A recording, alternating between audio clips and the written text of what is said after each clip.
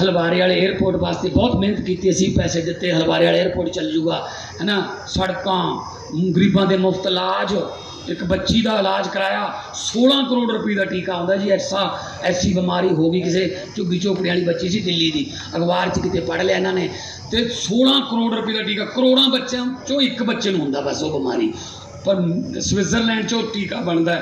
ये लागे पैसे इकट्ठे करन, कहते भी बच्ची की जान बचानी है। और चलो मेरे को भी आए, मैं मैं भी ऐ कर सकदा कि यार दोस्तों जोड़े NRI दोस्त मित्र ने उन्होंने तो करा दें। केजरीवाल साहब ने भी हैल्प की, असीं कहा भी 16 करोड़ कर लें इकट्ठे, तो इन्होंने कंपनी नाल गल कर ली, उन्होंने 4 करोड़ रुपया घटा लिया भी चलो असीं लागत ते दे दें 12 करोड़ रुपया दे दो। 12 करोड़ रुपया बंदे ने इकट्ठा करके वो कुड़ी की जान बचाई। कहना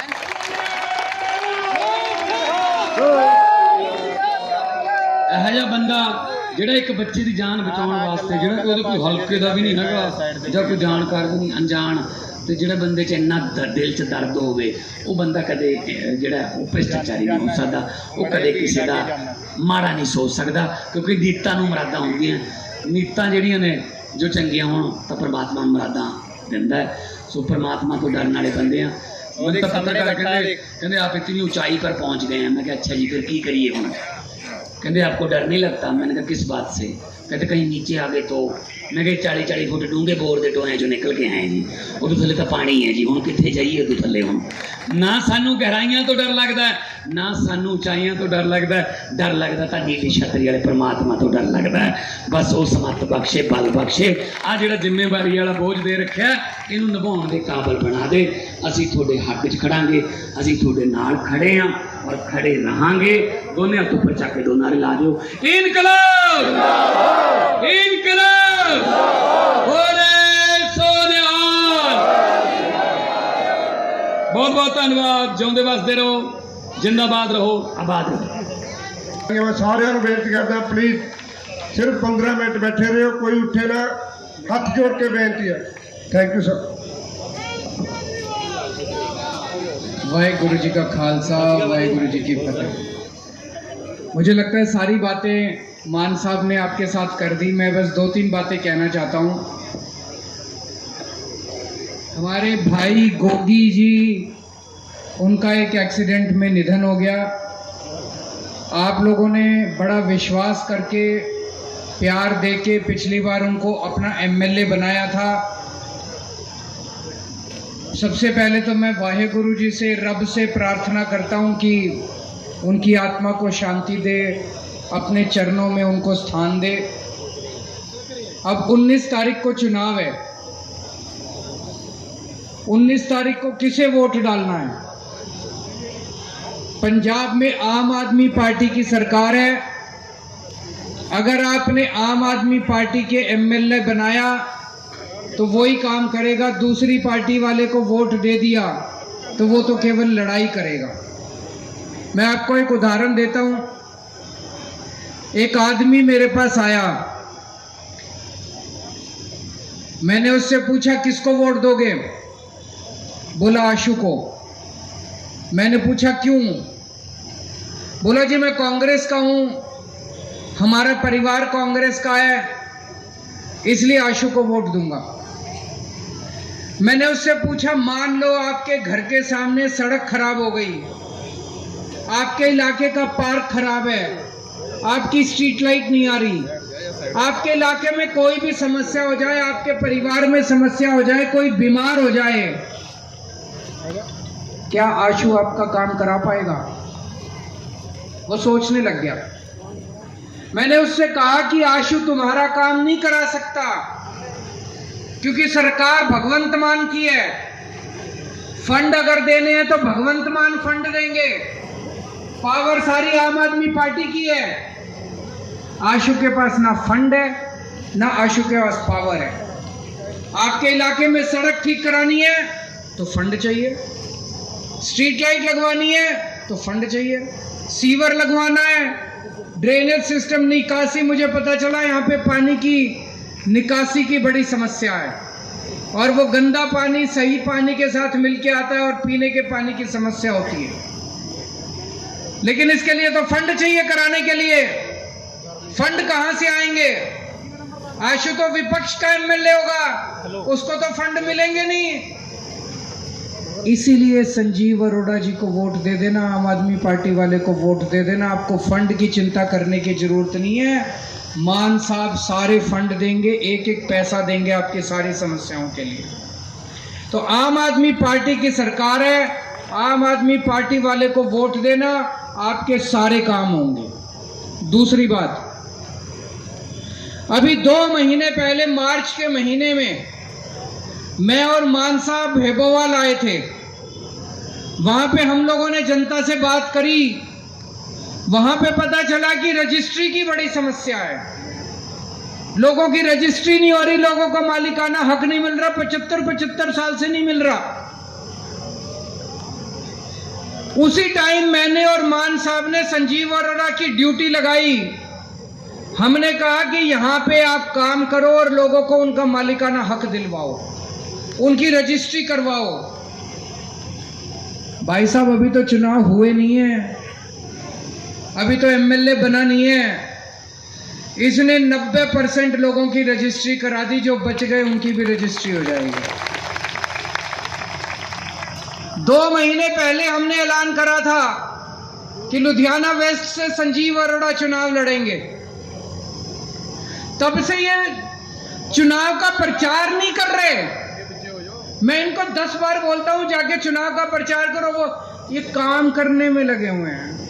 सड़कें बनवा रहे हैं, ट्रांसफार्मर लगवा रहे हैं। अभी इन्होंने बताया यहां भी इन्होंने कितने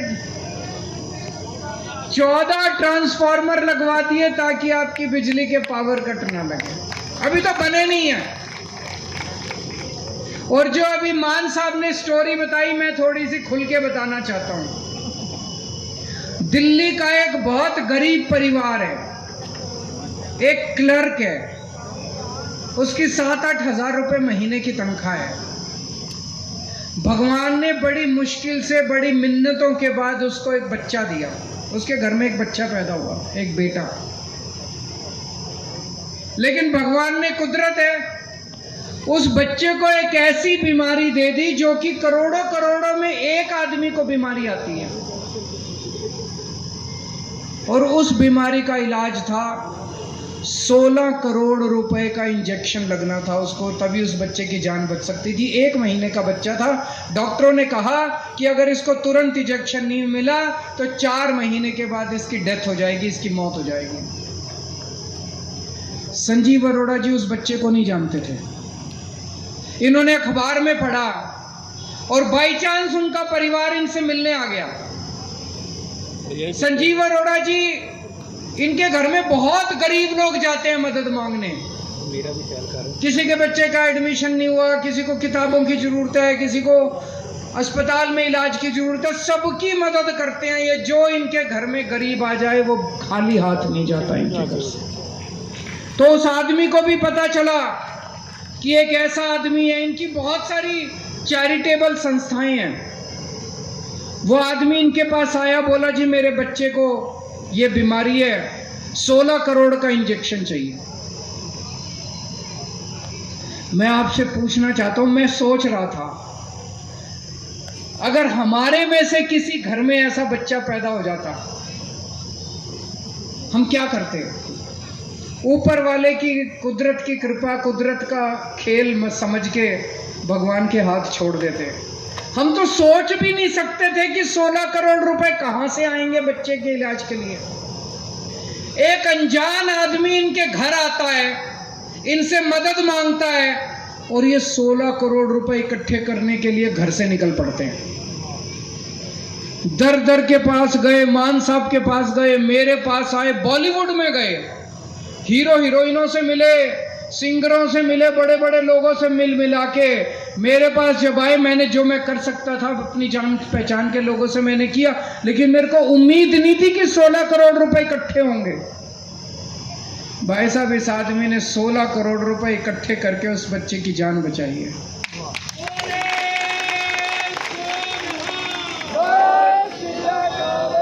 साधु आदमी है ये, नेता नहीं है, ये पॉलिटिशियन नहीं है, इसको पॉलिटिक्स करनी नहीं आती। आप ये सोच के देखो कि जो आदमी एक बिल्कुल अनजान बच्चे की जान बचाने के लिए पूरी दुनिया से 16 करोड़ रुपए इकट्ठे करके ले आया। अगर आपने उसको अपना एमएलए बना दिया लुधियाना वेस्ट का, वो आपकी परिवार के लिए, आपके बच्चों के भविष्य के लिए क्या नहीं करेगा? कुछ भी करेगा वो, कुछ भी कर सकता है वो आप लोगों के लिए। एक तरफ ये है और दूसरी तरफ उनका मेरे को पता चला वो इतने अहंकारी हैं कि किसी से सीधे मुंह बात नहीं करते। कल भी बता रहे हैं, सारे एसोसिएशन वालों को उन्होंने गाली दे दी, दलाल है सारे के सारे। इतने अहंकारी हैं, अपमान करते हैं, इंसल्ट करते हैं, गुस्सा करते हैं, अहंकार करते हैं, किसी से मिलते नहीं है, किसी का काम नहीं करते। जितने काम इन्होंने आपके इलाके के पिछले 2 महीने में कर लिए, मुझे नहीं लगता आशु ने आपके पिछले इतने सालों में एक भी काम करा होगा। करा है उन्होंने? आशु ने एक भी काम आप लोगों के लिए आज तक कुछ नहीं करा। तो भाई साहब, जो आदमी इतना साधु आदमी है, जनता के लिए काम करता है, बिना किसी स्वार्थ के काम करता है, उसको वोट देना। जो आदमी आपसे प्यार से बात करेगा, आप अगर उसके घर में जाओगे, चाय तो पिलाएगा, कम से कम बिठा के बात करेगा, उसको वोट देना। ऐसे आदमी को वोट मत देना जो आपका अपमान करेगा, जो आपकी इंसल्ट करेगा। इतना इन्होंने काम किया है, आने वाले समय में भी आप इनको वोट दे के जिताओगे तो ये आपके लिए काम करेंगे। और अभी मान साहब ने ऐलान करना था, मुझे लगता है वो भूल गए। आप इनको एमएलए बना के भेजो, हम इनको कैबिनेट मिनिस्टर बना देंगे, इनको बड़ी जिम्मेदारी देंगे।